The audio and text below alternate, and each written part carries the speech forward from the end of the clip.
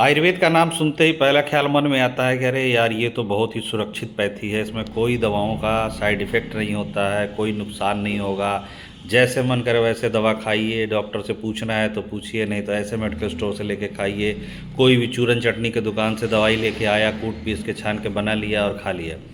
भैया ये गड़बड़ी बिल्कुल नहीं करना है। जिस प्रकार सारी पैथियाँ होती हैं, चाहे एलोपैथ हो, चाहे आयुर्वेद हो, होम्योपैथ हो, चाहे यूनानी हो, चाहे दुनिया की कोई भी पैथी हो, सबके पैथी के पढ़े लिखे डॉक्टर्स होते हैं और एक सिस्टमेटिक तरीका होता है दवा खाने का, ट्रीटमेंट कराने का और आपकी डायग्नोसिस, निदान, डिफरेंशियल डायग्नोसिस कराने का।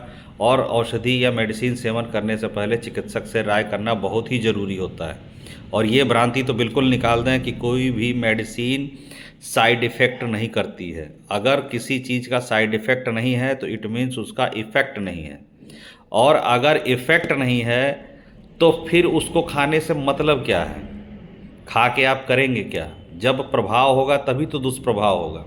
आप एक छोटा सा भोजन करते हैं तो उसके भी दुष्प्रभाव होते हैं, लेकिन तरीके से आप अगर भोजन करते हैं तो उसका प्रभाव बेहतर होता है, दुष्प्रभाव नगण्य होता है, यानी बिल्कुल नाम मात्र होता है। जैसे आपने एक्सेसिव फूड अगर इंटेक कर लिया, भोजन एक्स्ट्रा खा लिया, तो आपको गैस, एसिडिटी की समस्या या पाचन तंत्र में गड़बड़ी की समस्या हो जाती है, उसका वो साइड इफ़ेक्ट होता है।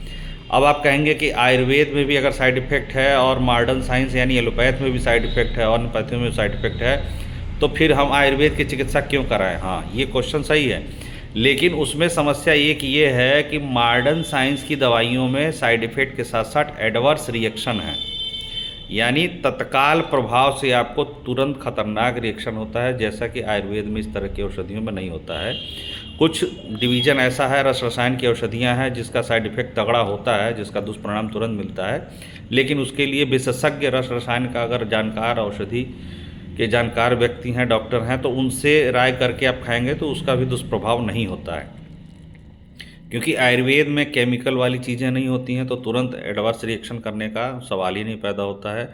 तो साइड इफ़ेक्ट अगर होता भी है तो वो आराम से उसका चिकित्सा हो सकता है, लेकिन इसका मतलब ये नहीं है कि आप कोई भी औषधि ले करके कहीं किसी प्रचार प्रसार से देख करके या चूरन चटनी वाले बाबाओं के चक्कर में पड़ के ऐसे ही औषधियाँ खाए जा रहे हैं।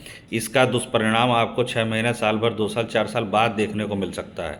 तो कभी भी आपको दवा खानी है तो आयुर्वेद को सेफ, सुरक्षित, 100% बिल्कुल ही जो है रेगुलर खाने वाली मेडिसिन वाली पैथी न समझें। आप अपने डॉक्टर से राय कर लें, एक बार दिखा लें और विचार विमर्श करने के बाद आपके योग्य जो औषधि है, आपकी प्रकृति के अनुसार जो औषधि आपको सूट करती है, रोग के अनुसार जो औषधि सूट करती है, उसको खाएं। और कभी भी फरानों और चीटरों के चक्कर में पड़ के आयुर्वेद के नाम पे चूरन चटनी या गोला या सिरप पीने के चक्कर में न पड़ें और अपने सेहत के साथ खिलवाड़ न करें। धन्यवाद दोस्तों।